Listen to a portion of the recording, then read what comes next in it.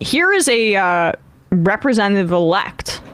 So Walter Hudson in Minnesota, about to be a state representative, speaking this weekend about vaccine mandates and vaccines in general, and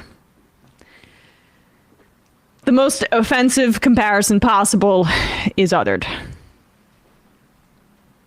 You know, the plantation owner who said, "I need cotton and you're going to pick it," is morally equivalent to the person today who says, "I don't want to get sick, so you have to take the jab."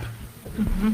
I am placing, it is, and I want to be clear that I mean exactly what I just said, okay? Yeah, you're it's not a gaffe, I mean it.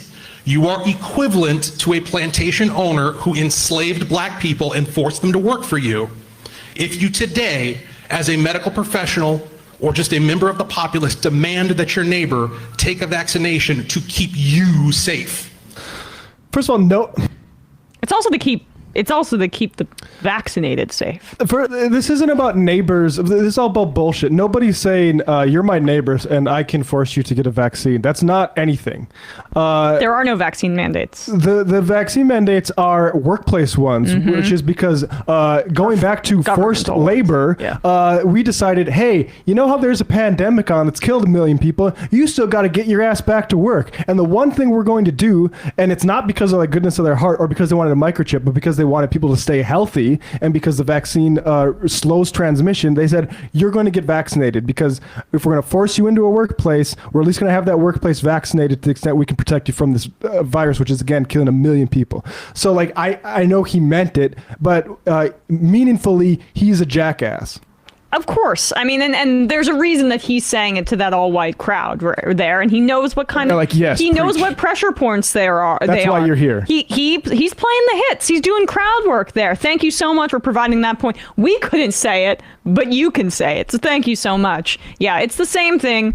Encouraging people to get vaccinated, which protects them from long-term health ramifications and death potentially from a deadly virus, is the same thing as enslaving black people for their labor, not paying them and killing them for your own greed and for capitalism. It's the same thing. And thank you for saying it with your chest, you fucking moron. And if I'm not mistaken, I think who's next to him is former Minnesota gubernatorial candidate Scott Jensen. There he is. And as well, and the guy with the glasses on the far right is was former Minnesota House candidate. I don't know if he won his race, Mark Bashofsky, who, if you'll recall, in late August we played this clip that he quote. I won't recall, because your ability to remember names astounds me. Keep going. He said in this clip. He was in an interview. He said, "I want to make it clear that if we were to implement and legislate all of our conservative values onto people, there will be people that will suffer. Like, I think we give too much welfare to people. So this is like."